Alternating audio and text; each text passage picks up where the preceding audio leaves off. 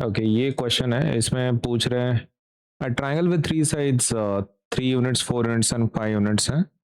तो इसमें का एरिया ढूंढना है, ठीक है। सो अगर अब एरिया ढूंढना ही है तो इसमें दो टाइप्स आपके पास आते हैं। एक तो आप पाइथागोरस थ्योरम यूज कर सकते हैं, बहुत है ना, 1/2 बेस इंटू हाइट वो करके। या फिर दूसरा है आप हेरॉन्स फार्मूला यूज कर, ठीक है। तो अपन दोनों से सॉल्व करने की कोशिश करते हैं। अभी हेरॉन का अगर आपको सॉल्व करना है, ठीक है, हेरॉन को अगर यूज करना है, पहले ट्राइंगल में बना लेता हूँ।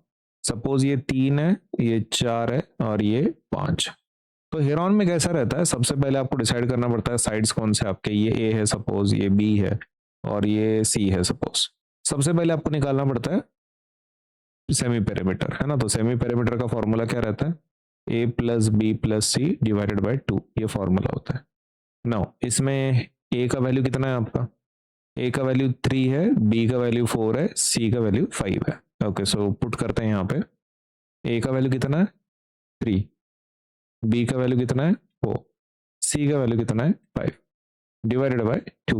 ओके, सो 3 प्लस 4 कितना होगा 7, 7 प्लस 5 कितना होता है 12। तो 12/2, 12/2 मतलब कितना होता है 6। अब ये काम करते हैं, अपने को एरिया निकालना है, राइट। एरिया का फॉर्मूला क्या रहता है, it is S into S minus A into S minus B into S minus C, ऐसा फॉर्मूला होता है, ठीक है।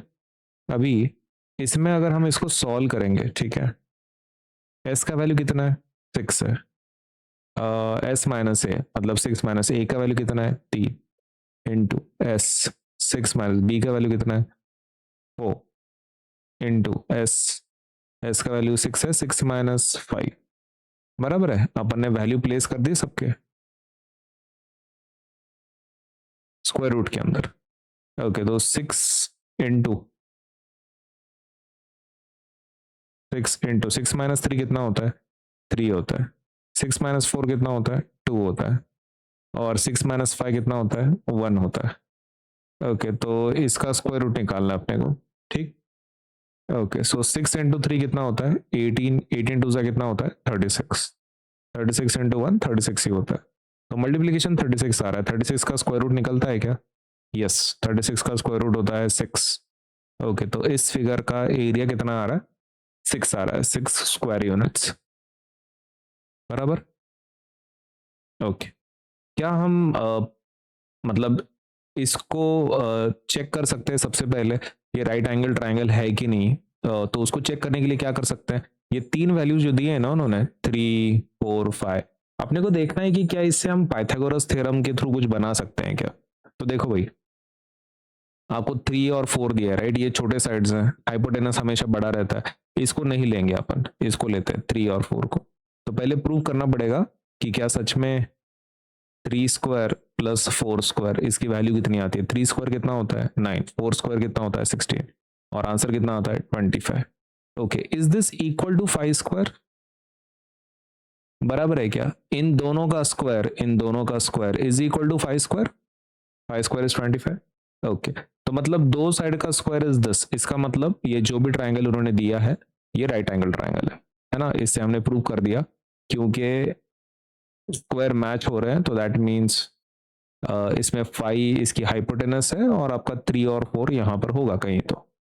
ओके, क्या हम इसमें 1/2 बेस इंटू हाइट यूज कर सकते हैं फिर। ओके, तो you can use it. Area निकालने के लिए अपने पास फॉर्मूला है 1/2 बेस इंटू हाइट। 1/2 बेस का वैल्यू कितना है इसमें, दिस इज द बेस, है ना, ये बेस है आपका क्या, ये तो मैं यहाँ पे लिख के देता हूँ, this is your base, this is your height. Okay, so base कितना है 3 है और हाइट कितना है 4 है। ओके, सो 2 1 जा 2 2 जा 3 इंटू 2 कितना आता है आंसर 6। ओके, हेरॉन्स के थ्रू भी वही आंसर आया था, राइट, और 1/2 बेस इंटू हाइट करके भी वही आया, अग्रीड।